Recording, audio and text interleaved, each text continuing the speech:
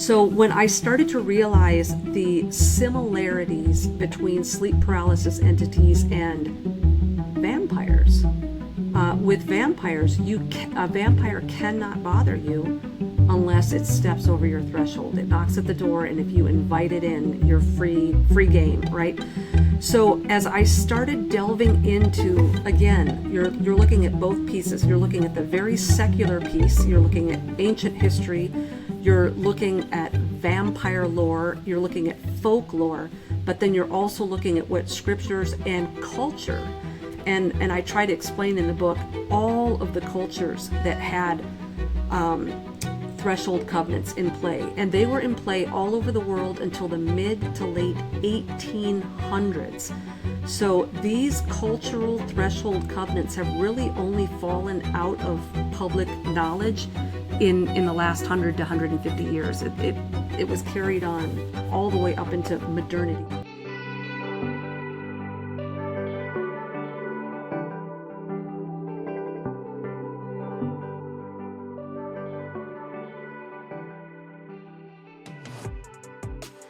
Aloha and welcome back to the show, guys. Today we are diving deep with Vicki Joy Anderson, an author whose work explores the paranormal, sleep paralysis, astral vampires, and ancient threshold covenants. Vicki's unique insight helps us to unravel mysteries of the spiritual world and the unknown. But before we dive in, I need to ask you all for a favor to help grow our ohana. If you could please go onto either Apple or Spotify podcasts and leave a positive rating, that would really help others to find our show. And that is the only way that people can find us is by your suggestions and ratings. So please, if you could do that, I would really appreciate it, because right now I only have 2 reviews.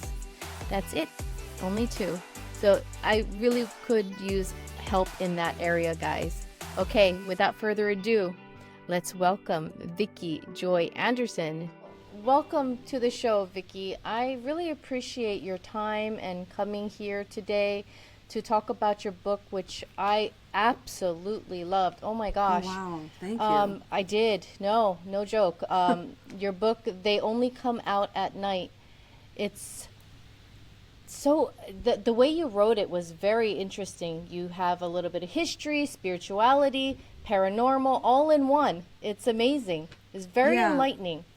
I did that on purpose. One of the frustrations that I have as a lifelong sufferer of sleep paralysis is how one-dimensional everyone who attempts to describe this makes it. So you've either got the priest or the pastor saying, you're demon possessed, what'd you do? You played with the Ouija board. Or then you've got the doctor saying this is completely neurological and get a sleep apnea machine and everything's going to be great. And then you've got science, they've got their own little spin on it. And one of the pleas that I make at the very beginning of the book is, until everybody gets to the table with their puzzle piece, we're not going to get the full picture. There are absolutely physiological dimensions to this. There's neurological dimensions to it. Psychological trauma plays a big piece into it, but there's also a spiritual component. And if you completely poo-poo anything religious or spiritual, you are going to miss aspects of understanding as well as aspects of healing. Yeah, I can see that for sure. What initially drew you to study these threshold covenants and astral entities? That was crazy. So I had decided, I'd been commissioned, so to speak, to write an article on sleep paralysis for Real Dark News. So realdarknews.com, it's a news website. It's put out, it's an adjunct of Through the Black, which is a YouTube channel run by Tom Dunn. He was a protege of Russ Dizdar, and Tom is a really good friend of mine, and I've co-hosted the show with him for several years. But Real Dark News is kind of this conglomeration of spirituality in the news. So it's taking a lot of like mainstream news and showing some of the spiritual, the underbelly of some of these stories that aren't getting made into the press. So a lot of crimes that are actually have an occult underbelly to them and things like that. And so I was writing this article on sleep paralysis for that magazine, and both articles, I ended up writing two.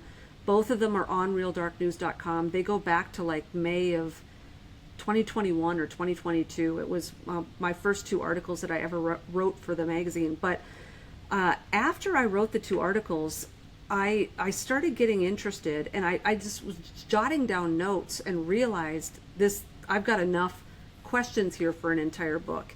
And the topic was of intrigue to me to begin with, because I had had sleep paralysis my entire life. I'd had it as early as 3 years old, but there's other incidents in my life where I believe it started even before that.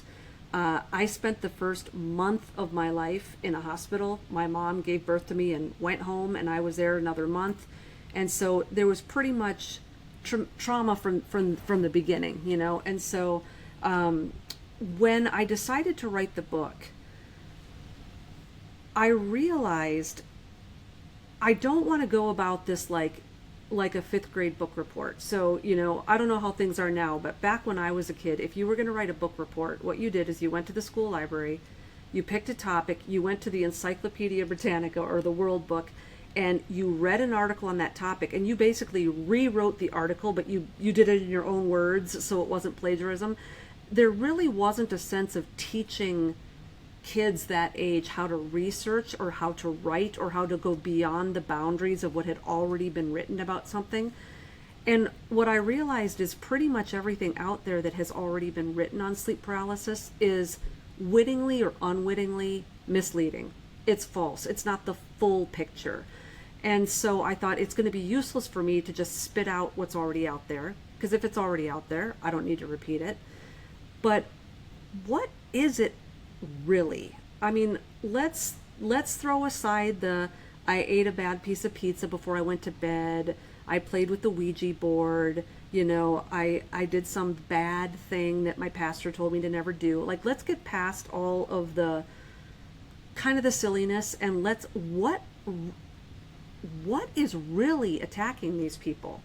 And so it took me a year to write the book. Now, I had been researching it my whole life because I've been trying my entire life to figure it out. I started reading books on dreams in about 10th grade. I remember being in the juvenile section of the library at 10 years old and just checking out every book they had in the library on dreams. And so as I started writing, there would be weeks and months at a time where I would have to stop the actual writing process and pray and even fast. I would go without food. I would go to family and friends who I knew were prayers, and they would be praying with me. And I had to figure out this missing link. Like, what is happening here? What are they doing? And I want to be really careful even when I say that, because I'm not saying that just because I prayed and fasted that the conclusions I came from God in heaven and they can't be wrong and they were inspired by the Holy Spirit. I'm a fallible human being, and I always like to make it very clear, there is no such thing as an expert in sleep paralysis. Even if you've had it over 40 years like I have, you're not an expert at it, because we don't know a lot of this. We're dealing with things that are beyond our knowledge, and we're dealing with beings that don't always tell us the truth, even when we're asking direct questions. And so everything that I wrote in my book is relevant to the information that we have today. But at the rate of disclosure and at the rate of rapidity that information and secret arcane knowledge is being given to us, we could have so many different facets to the diamond a year from now that everything that I said 4 years ago might not even be relevant anymore. So the reason that I wrote this is I wanted it out in the collective conscience. I wanted to be on podcasts like this where other people who have studied this or experienced it, we can all get together and we can, what did you learn? What do you think? And we're bouncing these ideas off of each other. We're trying to figure it out. But what occurred to me, and I'm just going to finish up this question and then I'll bounce it back to you. What occurred to me, obviously, like a lot of people who have had sleep paralysis their whole life, a lot of people in my situation, you just sort of predictably go down the route of watching a lot of horror movies, a lot of paranormal stuff, a lot of heavy metal music. You know, you migrate towards that stuff. And so I'm laying the groundwork here to tell everybody that I have read and watched and studied a lot of stuff through my life unrelated to sleep paralysis on vampire lore. So it dawned on me one day as I was researching that many times these sleep paralysis entities, whether it's the Hat Man, the Shadow Man, like whatever, now sometimes, especially if you've had it your whole life, you'll wake up and the thing will be right on you or whatever. But many people, they will say that when they wake up, they see something hovering at their bedroom door. And when you talk to UFO abductees, they'll talk about things coming in through the window. The doors and windows, closet doors, these are thresholds. And there's all sorts of thresholds, liminal spaces. Unfortunately, we're sort of losing the narrative on the idea of a liminal space, because a few years ago in a Reddit room, liminal space sort of got redefined. Now they're known as the back rooms. So now, like, if a younger person talks about a liminal space, what they mean is a normal everyday area in real life, like a hotel or a city that should be heavily populated, that's eerily empty or vacated. It's kind of like a ghost town. So if you go to a shopping mall that's been shut down and the stores are all closed and no one's there, it's a liminal space because it should be crowded with people and it's empty and it makes it creepy.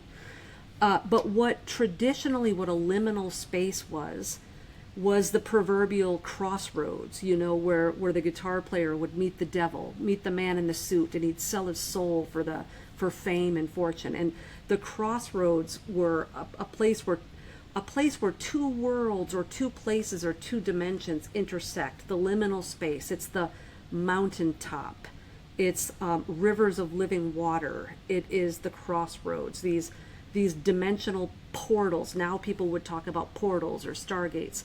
These are all synonymous for places where the terrestrial and the spiritual dimension can communicate. The veil is thin, that sort of a thing. So I started to realize these shadow people, these sleep paralysis entities, they tend to show up at the door. And when they show up at the door, if you are well read in biblical history, Old Testament history, or old Sumerian, Akkadian, Mesopotamian, and Babylonian lore, like if you're reading epics of Gilgamesh and the stone tablets and things like that, you will often find that interactions with spirit beings, there's a meeting place on earth. There's a mountaintop or there's a river. Some biblical examples, Ezekiel, when he's carried into heaven in Ezekiel, and he's shown these visions of what's happening in Jerusalem. He's by the river Kibar. And when he departs from his vision in Jerusalem, he's taken to the mountain to the east, which is the Mount of Olives. The Mount of Olives is the same place where Jesus ascended into heaven. Mount Hermon is where 200 watchers came down and intermingled with man in Genesis 6. So you see mountaintops and rivers. John was on the island of Patmos. He was in a liminal space, this abandoned island, right? So when I realized that these sleep paralysis entities were always starting the episode at the door, I started to recognize that this was covenant language. When people of antiquity wanted to make a covenant with their friends or their neighbors, they would invite them over. It was a hospitality ritual. They would slaughter an animal. They would wipe the blood all over the lintels and the doorposts of the door. And the invited guest would step over the threshold, over the blood, and then come in and eat with the person, which breaking of bread is another kind of a blood covenant. Salt stands in for blood because salt and blood are both life. If all of the blood or all of the salt is stripped from our body, we become ill, we will die. So salt covenants are blood covenants. So when you break bread with someone, that bread is a carrier of salt. You're actually covenanting with that person.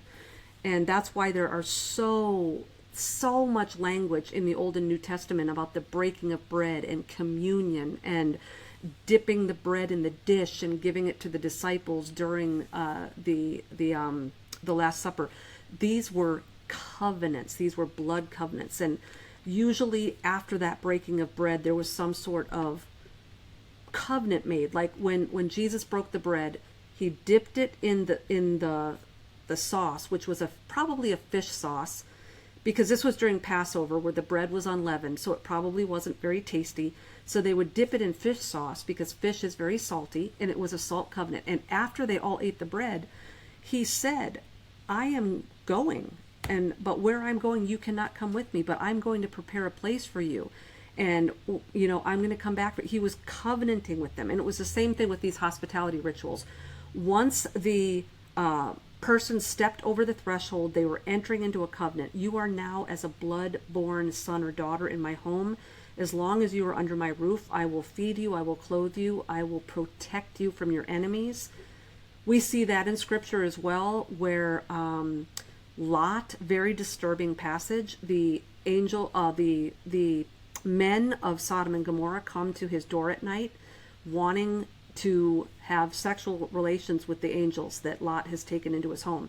Lot has already underwent a blood covenant, a threshold covenant with those angels. They crossed the threshold of the house, they broke bread. And it's disturbing when Lot says, here, take my virgin daughters instead. They didn't take him up on that offer, but the fact is he could not have let those men out of his house because he had sworn an oath. And in the old days, when you broke a blood covenant, you were worthy of death. You were ostracized. You were shunned by your family. You would not break a blood or a salt covenant. So when I started to realize the similarities between sleep paralysis entities and vampires, with vampires, a vampire cannot bother you unless it steps over your threshold. It knocks at the door, and if you invite it in, you're free game, right? So as I started delving into, again, you're looking at both pieces. You're looking at the very secular piece. You're looking at ancient history. You're looking at vampire lore. You're looking at folklore. But then you're also looking at what scriptures and culture. And I try to explain in the book all of the cultures that had threshold covenants in play. And they were in play all over the world until the mid to late 1800s.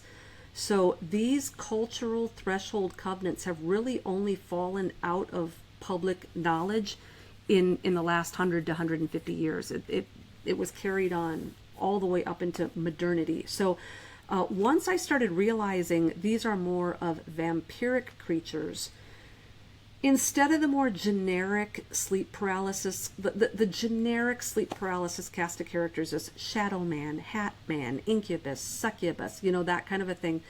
But if you go all the way back into antiquity, they were far less generic. They had real names. It was the Lamashtu family, so to speak. And so it was the Lilith, depending on your culture, if you were Roman or Greek or Hebrew, the Lilith, the Lamashtu, the Lamia, the Lailu, the Lailitu, these threshold demons, these night demons, these screech owls that would come out at night, cross over the threshold into the home, and would usually attack children, women. Most commonly it was pregnant women, nursing women, women who had just given birth and were still breastfeeding, and unborn babies in the crib, still in the womb. And this carries forth into vampire lore. If anyone's ever read the most famous in our time, Bram Stoker's Dracula, the Lucy Westenra character, and Lucy is an interesting choice of word. A lot of times Lucy, wink wink, is the code for the Lucifer. It's the Lucifer character. Lucy was a vampire. And instead of, when she was transformed into a vampire, instead of going after her suitors, the young men, she was surrounded by children. And the children were following her around. And we don't catch it in modern English, but if you were familiar with Victorian English, they had to use euphemisms and synonyms because they couldn't be overtly sexual in their literature. They had to kind of code it a little bit. So the really raunchy triple X word of the Victorian era was wanton. If you said that a woman was wanton, she was a seductress and she was voluptuous and she was horny, basically, right? This wanton female. And so at the beginning of the novel, Bram explains when he describes Lucy with her suitors as being wanton. All of this sexual tension was between her and these suitors that she was going to marry. And then later, after her transformation, when she's around the children, it describes her behavior with the children as wanton. And so it has with it not only a bloodlust, like wanton for the blood, but it carries a very subtle, if you're looking for it, pedophilia type of an insinuation. And when you look at sleep paralysis and you look at how many children are affected by this, and this is why I am very critical of pastors and priests who want to always blame the sleep paralysis victim as, what did you do to open this door? Like, were you playing with the Ouija board? Were you out sleeping around? This is happening to 3, 4, 5-year-old children who aren't privy to that sort of information yet, or that life experience. And so when you have children being attacked by sleep paralysis entities, and it's going on for decades, and you find out once they get older that for many of them, this sleep paralysis wasn't just nightmares and bad dreams and I saw a scary ghost or I couldn't move, but they will start to explain a very intentional grooming process. And I have talked to dozens and dozens of people who've called me to talk about their sleep paralysis experience, who will talk about early sexual awakenings at 3, 4 years old, where they would wake up masturbating and then they were awakened to that, and that became a self-soothing thing, and then it became an addiction, and then it turned into more real addictions in the physical realm as they got older. And so we up to this point haven't had intellectually honest discussions about sleep paralysis, because in order to do so, a lot of people would have to talk about things that historically have been shameful or taboo to talk about. And we are now living in a generation where no one really has any shame over anything. People talk openly now about sexual encounters and promiscuity and incest and masturbation and pornography like it's nothing. And I think that is a big reason why people are more willing now to talk about their sleep paralysis experiences, because a lot of them do incorporate that sort of stuff, and people are more apt to talk about it now.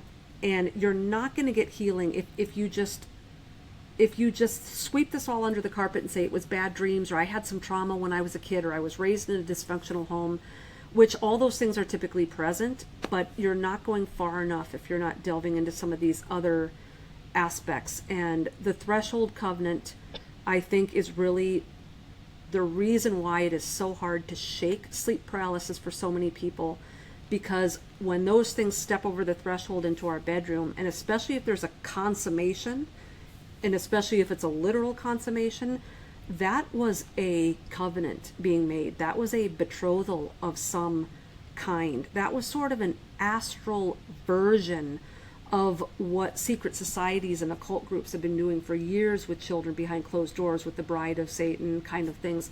They're able to astrally reproduce that as well. So that was a super, super long-winded answer, and I apologize for hogging the mic that long. No. People want to hear you speak, so no, by all means. That was amazing. That was a great answer. There's so much in that, though, Yeah.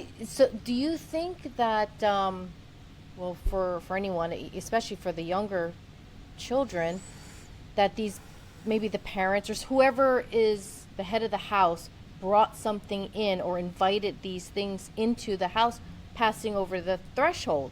Is that why maybe people are having these sleep paralysis? That's a great question. And yes, but it's not always witting. I certainly don't want to paint this picture that there's millions of parents out there who are part of secret covens, who are doing blood rituals with the devil and making their children susceptible to this stuff. Though that sort of thing does exist, I'm not in denial of it either. But I think a lot of parents are unwittingly bringing it in. It's not just sex and Ouija boards that attract these beings. These beings love anything gross, ugly, or chaotic, right? So they love chaos.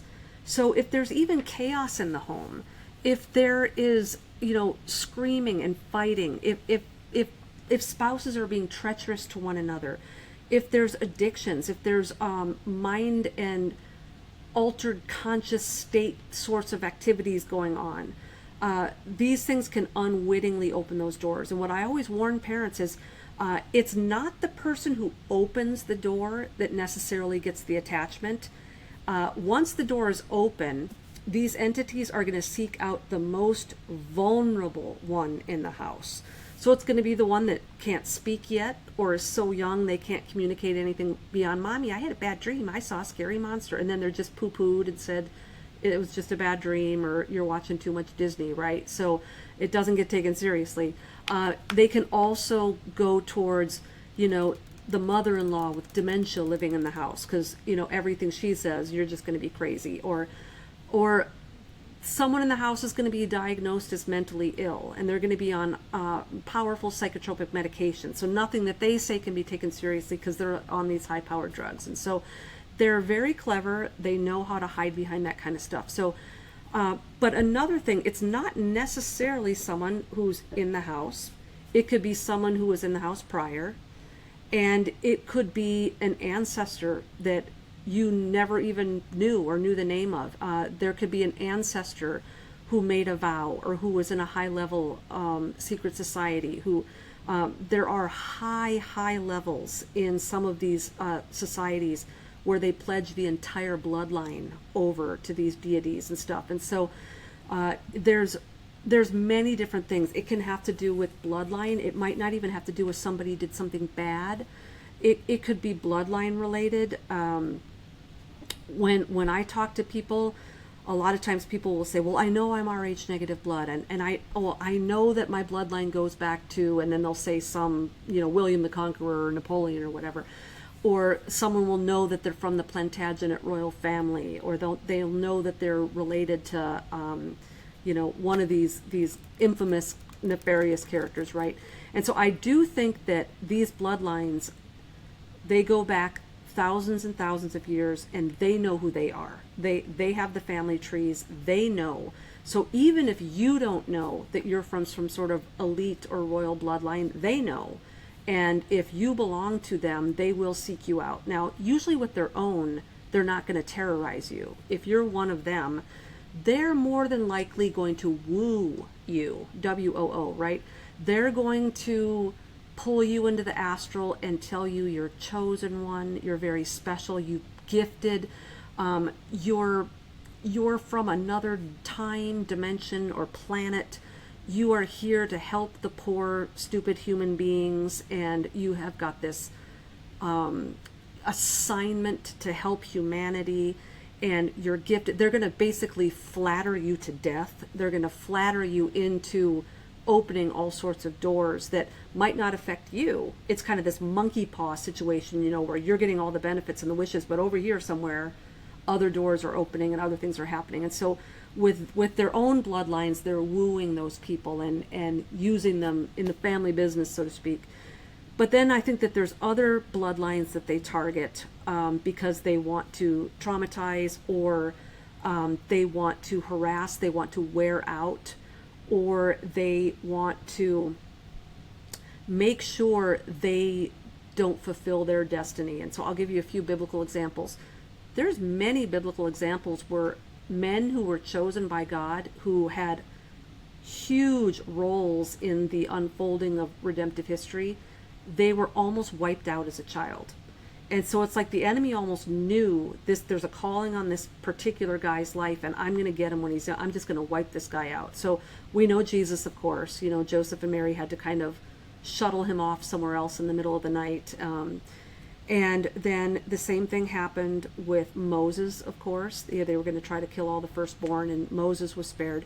And then the same thing actually happened to Abraham, but not a lot of people know it because that's not in the Bible. That is actually in an apocryphal book, in the book of Jasher. It tells the story of Abraham. Abraham's father was in the employ of Nimrod, the Tower of Babel architect, right? And so a lot of people think, well, Abraham, he's the father of all the Semitic people, and he was a Jew, but he was born in Babylon. He was Babylonian. He didn't know anything about the God of, the Bible. It hadn't been revealed to him. He was a Babylonian, and it talks how he would go into his father's idol room with all of the idols, and these were I can't remember the name of the word. There was Kipsum. They would have this ritual called Kipsum, where the stones, these huge steles and stuff, they believed that an essence or a spark of their gods manifested and lived in these stones. These ancient people weren't stupid. They didn't bow down to rocks. They believed that their gods, a spark of them, were manifest in these stones. And it's no different really than the concept of the Hebrew people who had an ark. They built an ark, and a manifestation of the glory of their God dwelt among them in that box. They weren't bowing down to the box or worshiping the box or thinking that this ark was some sort of God, but they knew that the ark was some sort of transport system for at least a part of the glory of that God. And the ancients all believed that. And so they would have these steles or these pillars, and they would have these Kipsum rituals where they would put the food out to them, and they'd pour out the drink offerings, and they would bathe them, and they would have all of these sort of rituals. Well, Abraham is the one that kind of went against that. But before he was even born, before he even tested those spirits and discovered that these rocks aren't God, when he was born, Abraham and all his Abraham's father rather, and all of his co-workers from Nimrod's court went out drinking one night to celebrate the birth of this son, And so as they were leaving the bar that night, all drunk and tipsy, they looked up into the sky, and all of the ancients knew how to read the star map. Before it was called the zodiac, it was called the Mazzaroth. And it was initially intended not to read personal fortunes, but it was a map of the unfolding of all of redemptive history. And that's why the Magi knew to look for the star where Jesus was, and many other examples of the Mazzaroth given in apocryphal books. But anyway, they looked up at the stars, and they realized from the formation of the sky that night that this baby boy that had just been born was going to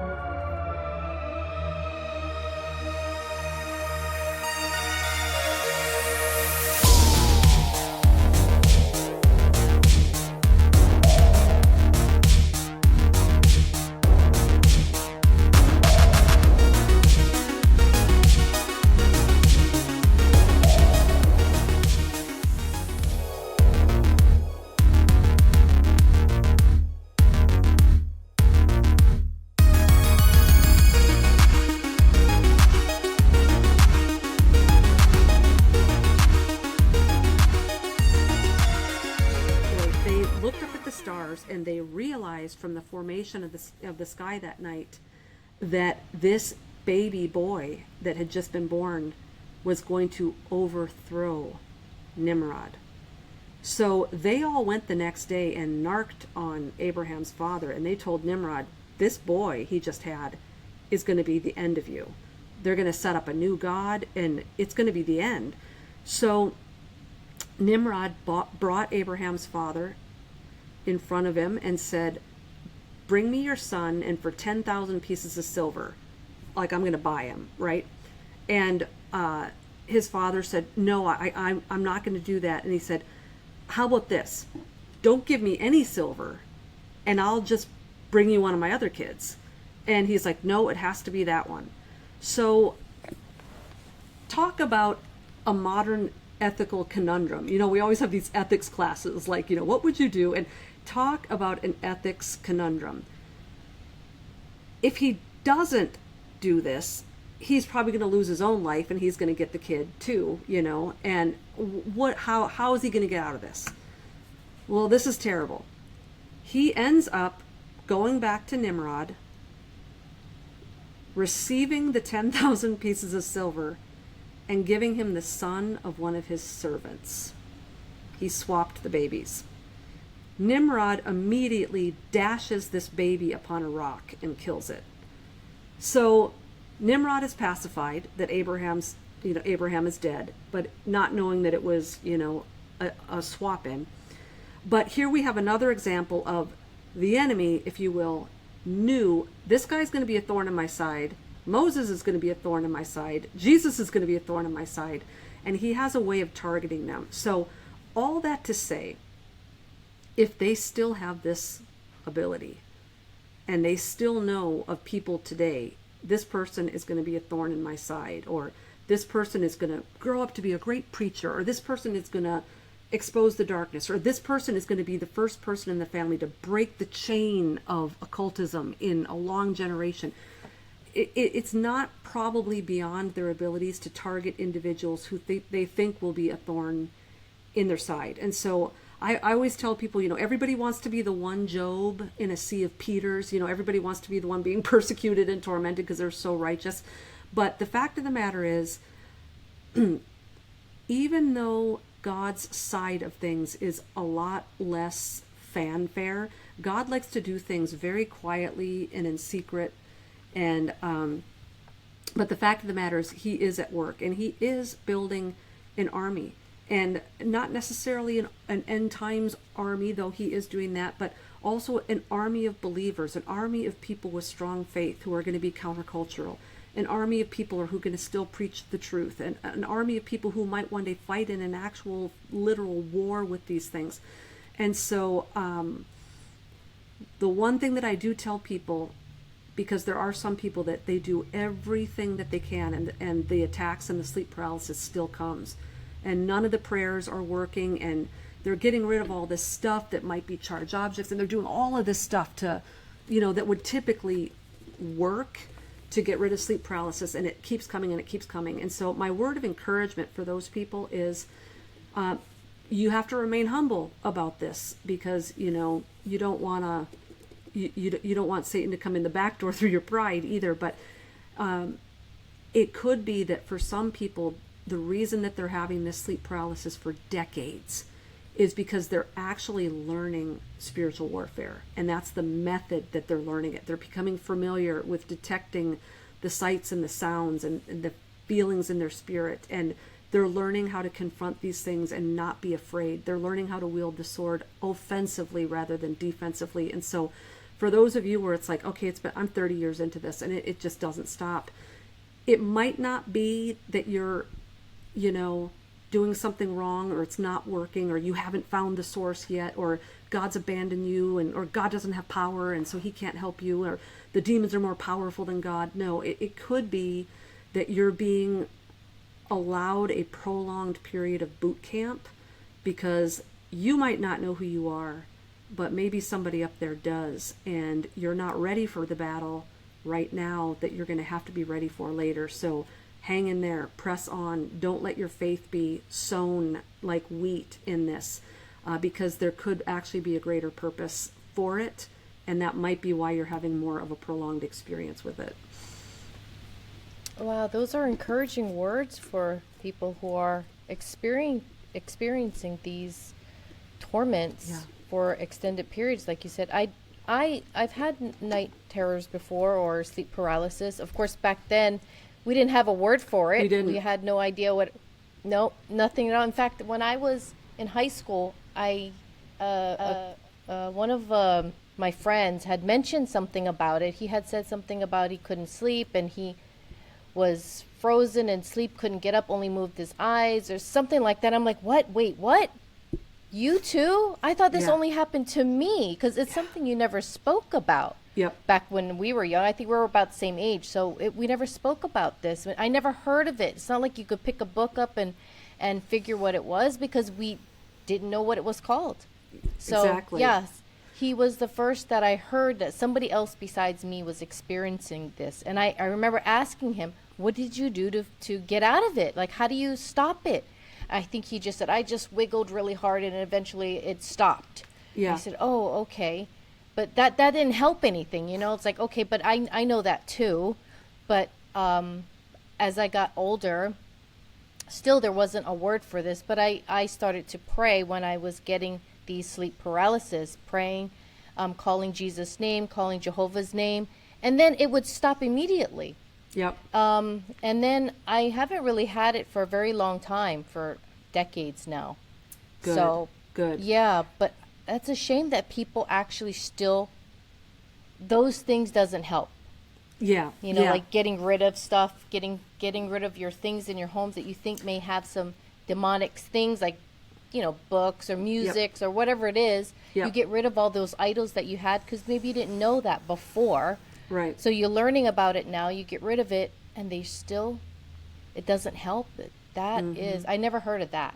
Yeah. Yep. That's terrifying. There's been a few people, and again, I don't want to stroke the ego because pride then can you know get us off of our game. But I think that in some cases, the people that have had it for a very prolonged period of time, who are walking with Christ and who aren't got a bunch of secret sins in their closet they're not telling anybody about, I think that might actually be the warrior class. And what I love about this clash between God or Jesus and Lucifer, I love the way Satan thinks he is winning and he's actually digging his own grave. You know, we saw that with the cross, but you know, he's like, I'm going to torment this helpless, vulnerable little kid, and I'm just going to give him or her nightmares every night, and I'm going to freak them out, and I'm going to confuse them with a whole bunch of new age spirituality that sounds really Christian, and I'm going to get them all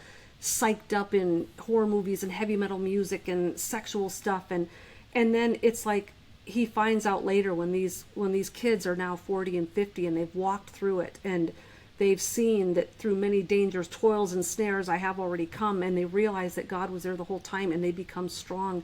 They become the warriors. And so Satan, I think in many cases, is actually assisting Jesus Christ in building his army. Because, listen, dope, you're teaching people spiritual warfare. You're teaching children how to use scripture in the name of Jesus and how to fight through fear. And you're actually teaching them, you're giving them an opportunity to be strengthened in their faith and to see the power of scripture, and like you said, with the name of Jesus. And there's a few things that you brought up that I really wanted to delve into. One thing that I think is really sad, and it's another reason why I wrote the book, is we didn't have the name sleep paralysis till kind of like the early 2000s. I think it was around 2005, 2006 when I first heard about it. And I mean, my blood just went cold when I heard someone say it, because I was like, there's a name for what? Because I didn't think anybody had it, and it just freaked me out. But like I said earlier, since I was 10 years old, I'm checking out every book in the library. I'm looking through the Bible. I'm reading like verses in Job and where when God makes the covenant with Abraham falls into a deep sleep and terrible, terrifying things pass before his eyes. He's basically in a sleep paralysis state when the Abrahamic covenant is being made. Like all these things that the normal person doesn't see, you see it all over scripture. The church isn't talking about it. Science isn't talking about it. Medicine isn't talking about it. But the people that have been talking about it for hundreds of years and explain it, absolutely, they didn't have the word sleep paralysis. But if you read books written by occultists, they talk about it. And it's really sad, and this is why I wanted to give people an opportunity to read about it through non-occult eyes, is it's really sad if you're suffering from this and the only place you can find information on it is from the occult and the New Age. The New Age now talks about it a lot too with the astral projection and stuff. So I really wanted to bring this discussion into the realm of biblical lenses so that people can get the information they need without having to, read occult literature. But another thing that you said, this thing about like wiggling the toes or calling the name of Jesus, here's another thing that I think we get misinformation on. I hear so many people say, well, I can't ever talk out loud when I have sleep paralysis, or I'm too scared, or I can't move, or I don't have a voice, or it just comes out bleh. And so I can't, because demons can't read our minds. We hear this over and over and over again. Here's the deal, guys. You're not talking to the demons. You're not saying demons leave me alone or demons get out. You're saying Jesus. Jesus can read your mind. So you don't have to say anything out loud, because if the demons can't read your mind, they're not the ones you're talking to. Jesus can read your mind. So you don't have to say anything out loud. And here's another thing. And this is a hard sell. I know a lot of people that have had sleep paralysis their whole life don't necessarily believe me when they say this, because we've been too influenced by the narrative, and then we can't see even our own experience through any other lens but the narrative. We are told that we wake up in our bedroom and we can't move except our eyes. And we believe that because we see our room. And one thing that I discovered about 11 years ago is that whenever I am awake in my room with my eyes open, it's not my room. There's always a glitch. There's something in that room that is not in the physical room. There's a there's a door on the wrong wall, or there's window treatments that I don't have on my window, or there's a bookshelf that's not there, or there's one time there was 3 like floor length mirrors on the wall that obviously, it's not 1970 anymore. I didn't have 3 mirrors on my wall, right? So and I've had other people tell me, I heard, like, because when some people vibrate when the astral projection starts, and some people, the whole bed will vibrate. And this one person said that they heard the headboard just slamming against their bedroom wall. But when the next day, when they were awake and coherent, they realized that they don't have a headboard. They just have a mattress, on the floor, right? So if you're actually looking, there's always a glitch, which is an indication that you're maybe not really in your room, or you're maybe not really awake. You're probably still in an altered state of consciousness, or it could be a screen memory like UFO abductees talk about, where they see a 4-foot owl or they see a deer, but it really was an alien gray, but their screen memory of it was that it was some sort of animal. But when those people go into like hypnosis, all of a sudden the 4-foot owl is now a gray. And so it could be a screen memory. It could be a hijacking of the third eye. It could be like an overlay of our visual cortex. It could be, and this is kind of what I was saying earlier, like we just guess, because we have no idea where technology is at this point, and it's probably way beyond what we can have words for. So they are able to influence what we think we're seeing, or they're able to influence the memory of what we've seen. So where a lot of people struggle to get out of that hypnotic state is because they think they're awake, they're fighting that battle at that point in the physical body. I'm trying to kick, I'm trying to get the attention of the person in the room, I'm trying to wiggle my toes, I'm trying to scream. But the fact is, at that point, you really aren't awake in your physical body yet. You're awake in some sort of conscious realm. And so you have to fight the battle up here, because trying to move around and stuff isn't really going to help. It's just going to frustrate you. That's when you get all those dreams where you can't move and you're running through mud and all that. So all you have to do at that point is totally relax and just you take control with your mind. And that's why so many people who have sleep paralysis will also talk about lucid dreaming. And a word about lucid dreaming, the New Age has hijacked that, and they've used that to like reality shift and do all this like metaverse and VR world exploring and astral sex and making all their fantasies come true.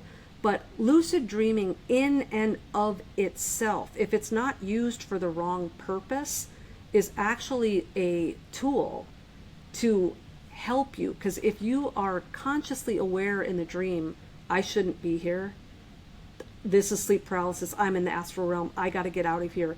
You tap into your conscious mind, not to create fantasies.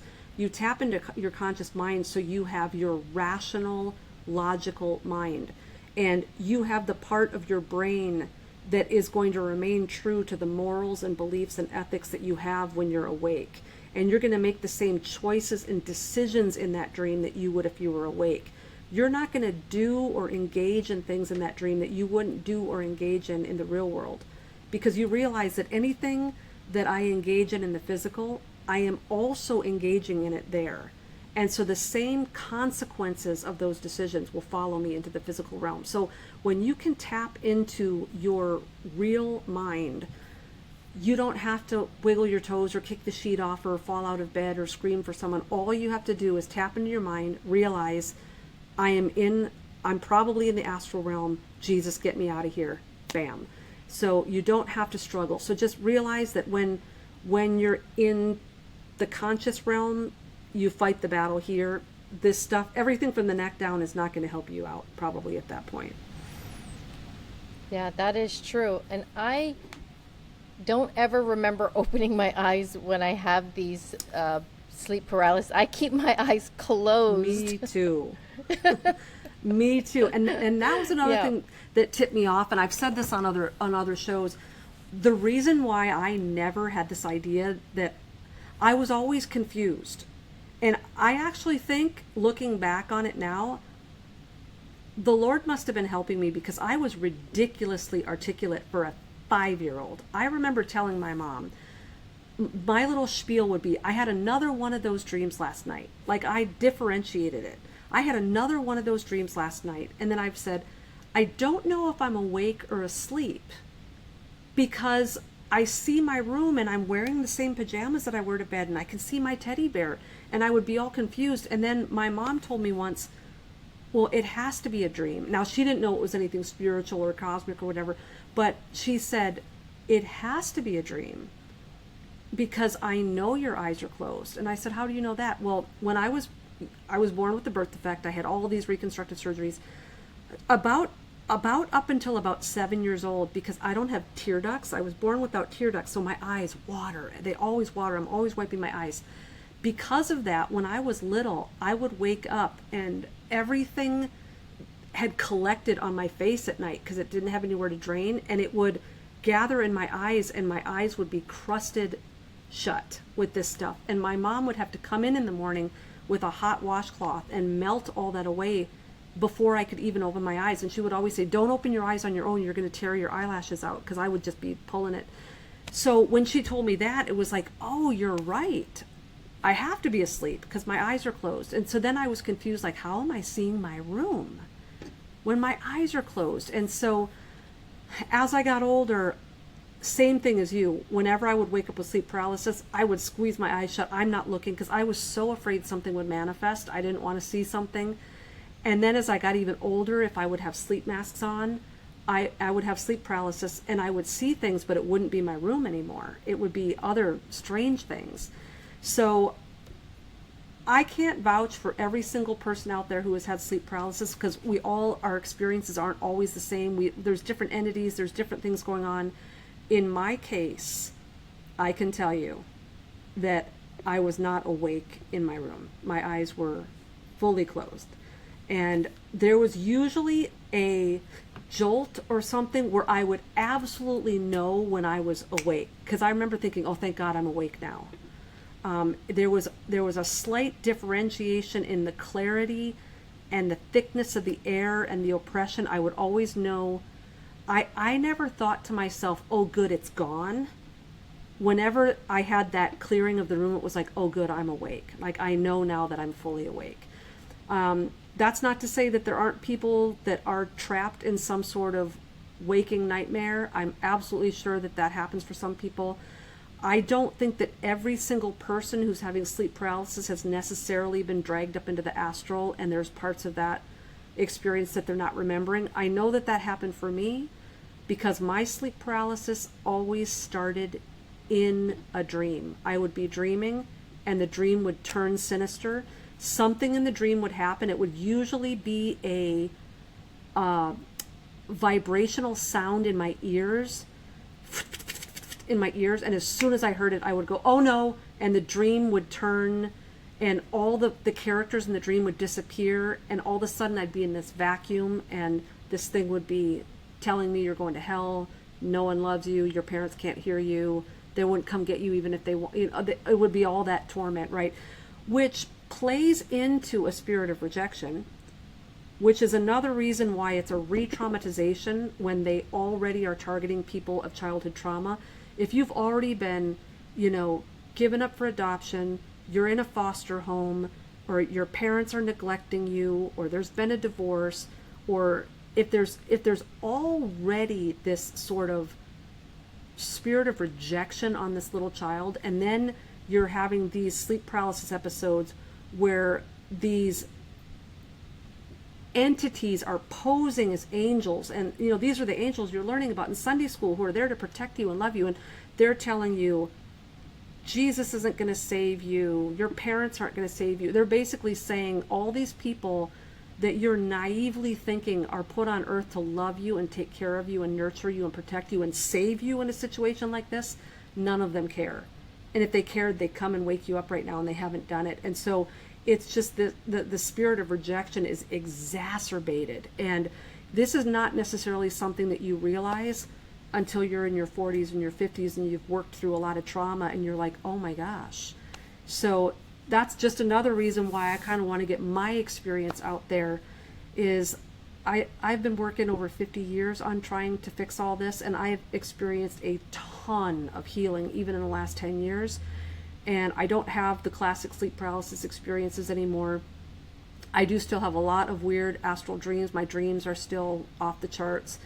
But if you're in your teens or you're in your early 20s, I would so much rather you figured some of this stuff out now than having to wait. I can't even tell you how many of the people that contact me are people in their 70s. I've talked to so many people in their 70s who've said, I've never talked about this. And I just, if there's anything that I can do for Gen Z and the millennials out there, is let's not wait until you're in your 70s before you start figuring some of this stuff out. Wow, that is crazy. Do you think that these strange dreams is connected to sleep paralysis, night terrors? Are they all connected? Oh, yeah. No. Yeah, I do. And what a lot of people don't talk about either is it's not just one-sided. People that are dragged into the astral realm and have a lot of like nocturnal harassment and sleep paralysis and things, if they're believers, they're also having a lot of really strong connections with the biblical side of things too. There's a lot of dreams that you wake up and you feel like you might not have seen him, but you understand that Jesus was there and he was showing you things. And I mean, I've had problems solved when I've been sleeping, and I've woke up praying, like interceding for people and thinking like, that's the way I should be praying for that person. Like I've been taught how to pray for certain situations. I've had people contact me where they dream that they're going to all these different places and they're delivering people. And so there's this side of it. And I've even had people tell me, I hate the sleep paralysis, but I don't really want to get rid of it because then all the good stuff might go away too. That connection that I feel with Jesus might go away, or that, and then I've had people say, I don't like the torment of it, and I don't like the oppression I feel the next day. A lot of people, when they have these experiences, it saps the life out of you. You're exhausted for like the next 24 to 48 hours because you haven't been sleeping, and so you're tired. And so people will say, I don't like all the side effects, but I want the power, and I want to be able to astral project, and I want the astral sex, and I don't want to give up all the goodies, you know, and it's like a classic addiction. I don't want the hangover, but I want the buzz, you know, and so you get a lot of that as well. But with me, I have always been really, really aware of my dreams. And when I wake up, I remember vast portions of them. And I'm not one of these types like, what did it mean? Like, I kind of call that Christian divination. I'm not really, I know God can speak and use dreams, but I'm not going to get up every morning and schedule out my day based upon some sort of thing that's been handed down. I don't need Christian tarot cards to figure out what to do every day. And so I don't take it to that extreme, but I have always remembered my dreams. A lot of my dreams are very coherent. They have a beginning, a middle, and an end. They make sense. And my dreams actually dramatically changed after my mom died. My mom died, and that was very traumatic for me. And my entire life, I had rarely ever dreamt about someone I actually knew. It was all of these crowds of people, and they were always strangers. And I remember just thinking, like, who are all these people? And how can my mind conjure up all these faces of people I've never seen? And who are they? Like, what's going on? And I remember when the Wii came out, you know, the Nintendo Wii, and you would have this like universe of me people. You'd go in and you'd make your little me character, and then you'd be doing your little sports game or whatever. And then there's all of these me characters like bouncing in the background. And it kind of creeped me out because it reminded me of all these dreams I'd had where it's just this like, you know, sea of faces. And like so many of my dreams were crowds of people. And so I would wake up with my introvert tank drained, you know, from all these people and crowds. And then after my mom died, it's now I dream primarily about people I know. It's people like that I would know in real life. And I'm a lot more cognizant now of, in dreams now, if I wake up and I remember crossing a threshold, if I've gone into somewhere, if I have eaten or drank something, I'm very quick to understand that those might be indications that covenants were made, and I might not be remembering all of the dream. And so I'll do a lot more warfare when I wake up over that kind of stuff.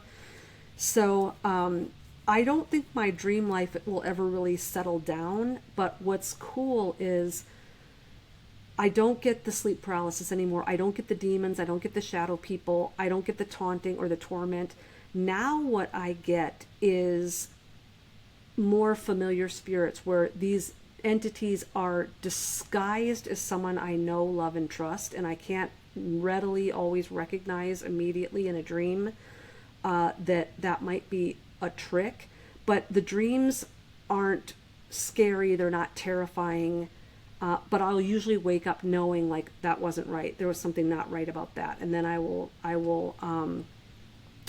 do prayer on it. And one thing that I know, it's not an exact comparison, but there's a passage in Numbers chapter 30, and so it's, you know, it's in the Torah, right? And it's not an exact comparison. It's talking about men and women who make vows to God, okay?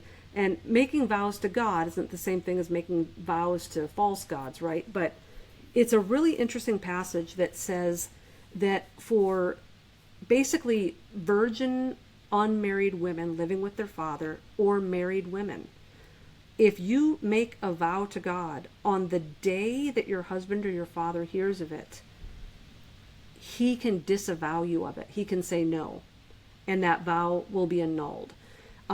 Whereas a man, when he makes an oath, there's no loophole. Your word is your word, and now you've got to keep it. So what's interesting to me there is the loophole for annulling vows and oaths and covenants is having a father or a husband. Now, if you take that into the spiritual sense, why is God our Father and Jesus our bridegroom? Why do they take on those two roles? I think one of the reasons is because that means man, woman, child, divorced, single, virgin, living with dad, married, like, it doesn't matter what your status is. If you are part of the kingdom of God, you now have a father who's an advocate and a cover, and you now have a bridegroom who is a groom and an advocate, a husband and an advocate.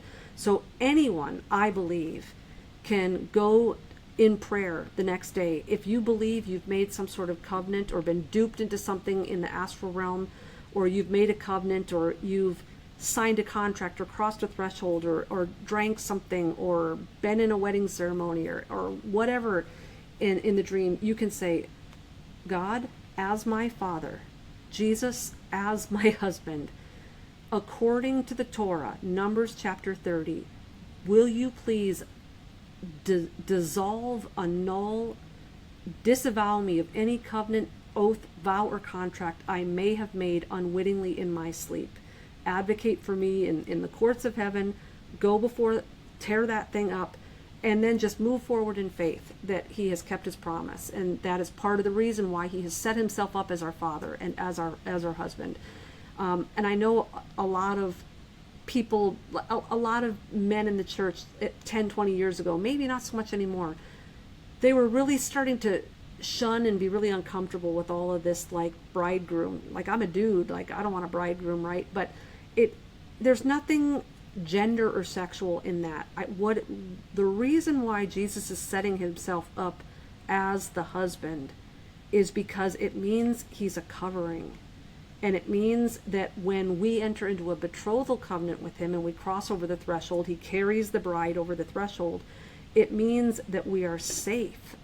We're under his protection. He has promised, just like he promised the disciple, I'm going to prepare a place for you. And we see it in Psalm 91, verse 9. Those who make Yahweh their dwelling place. In other words, if you cross over the threshold and you live in the tent of Yahweh, you are under his covering. You are in a threshold covenant with him. His blood has sealed it. That way, when the shadow people come to the door looking for invitation, you are not the one giving the invitation. There's a doorkeeper there now. You now have a doorkeeper. They have to get permission to cross the threshold from Jesus, because you've appointed him as the doorkeeper, because you're in the threshold covenant with him. And the thing that I love about the betrothal covenant, it's till death do us part, right? And that's the whole salvation message. When Paul talks about dying to the old man or the old self, and then the new man or the new self lives, what's going on there is the reason we're dying isn't because I'm not going to do bad stuff anymore. You're dying because that is the only thing that breaks covenants. It's that way in the marriage covenant. It's that way in the vampire covenant. The only way you can break a covenant with a vampire is you die and then he doesn't care about you anymore because you're dead, or the ownership of the home changes hands. You give the deed of the home to a new owner, and then they have to regain entry because there's a new owner. So when Jesus says, behold, I stand at the door and knock, and we're saying he's at the door of our heart, if we open the door and he enters, it means he's crossing over the threshold. And in a betrothal covenant, if we are being married to him, it means that we had to die to the old spouses in order to do that. And so the reason why we have this dying to the old man, and it's the whole symbol of baptism, is we're sending a message to the spirit realm. Every betrothal contract I was wittingly or unwittingly entered into, whether I did it on purpose or whether I was sucked into it or tricked into it, I am now dead to that. Old person is gone. I've been raised anew. I've crossed over the threshold. I've made Jehovah my dwelling place. He is now my bridegroom. That marriage contract with you is annulled. It is voided. And you no longer have access to me. And so this is why, and this is what the modern church is missing out on, when all you preach is grace, grace, grace, grace, grace, grace, God will forgive you, he loves you, don't ask for, it's easier to get forgiveness than permission, all of this talk that we hear, right? The difference between just using God as an eraser, like, oh, sorry, oops, I did it again. It's like the Britney Spears theology, right? Oh, I'm sorry, oh, I'm sorry, oh, I'm sorry. And you know you're going to do it again. That means you're still in covenant with the ex, right? You keep going back. Every time you step back over the threshold to get out of his tent, because you want to go over into this tent and do something else, you're not under his covering. So the way that we get rid of all of this spiritual harassment and the sleep paralysis and the terror and all of these contracts and these covenants, it's not just to pray a prayer or to become a Christian or to start going to church. It is to die to that old self so that you are in a new betrothal contract with a new spouse that you are determined to be faithful to.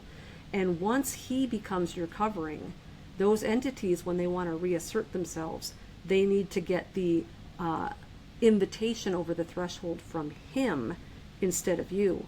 And if you are in covenant with him, he is not going to let anything over that threshold. That's awesome. I think that's going to help a lot of people, because I didn't even know that. That's pretty cool.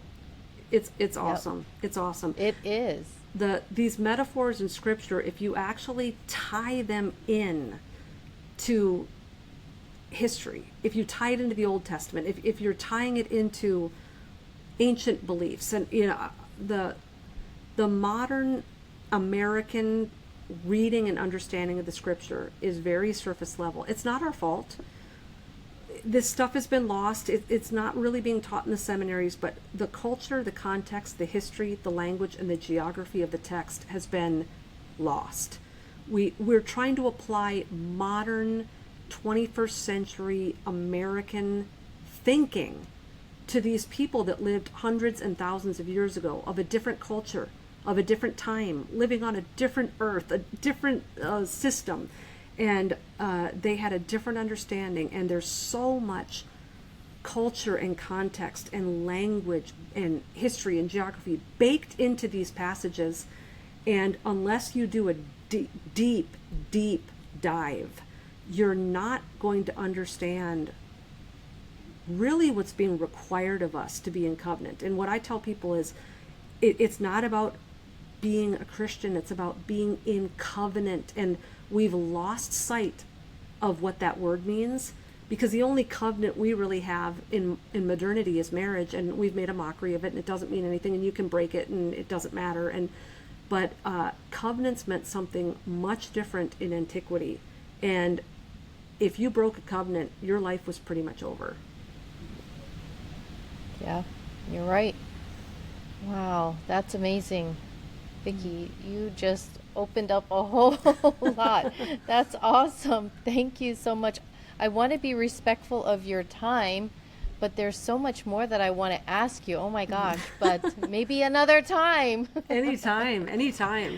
Awesome. Thank you. Thank you so much for sharing your insights with us today, your exploration and I know you said no one's an expert, but I mean, your deep knowledge of all of this sleep paralysis and the connection to the paranormal and ancient practices. It's truly enlightening.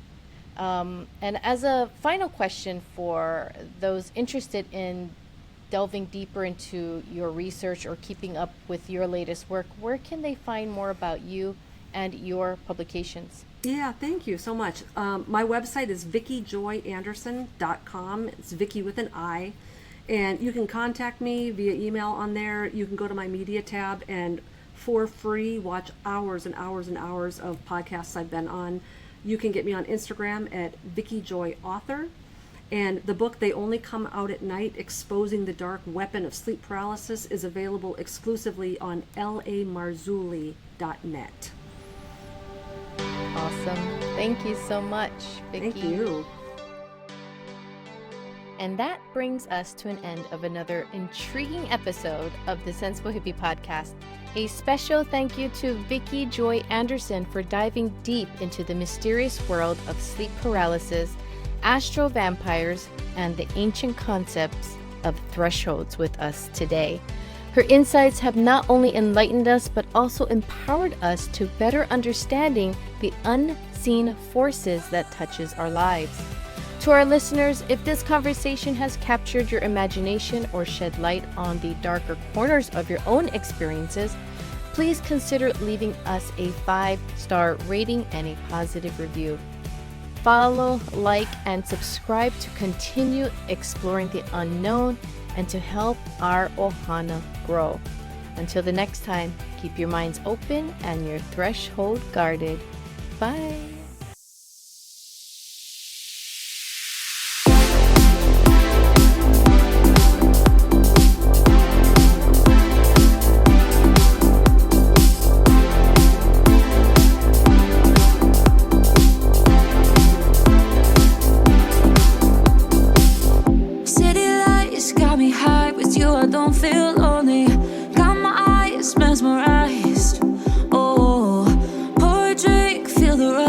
Every time you hold me, pull me closer to your touch.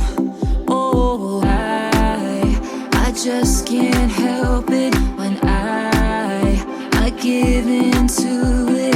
Time, it just stops moving, stops moving.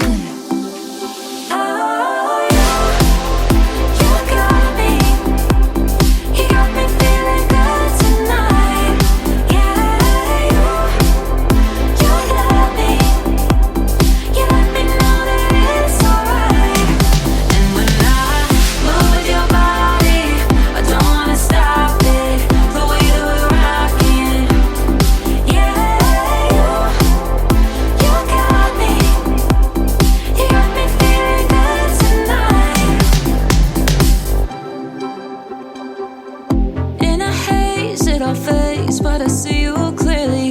Come right here, take my hand. Oh, is it a night or for life? Let's just see what happens. Can't be wrong, feels so right.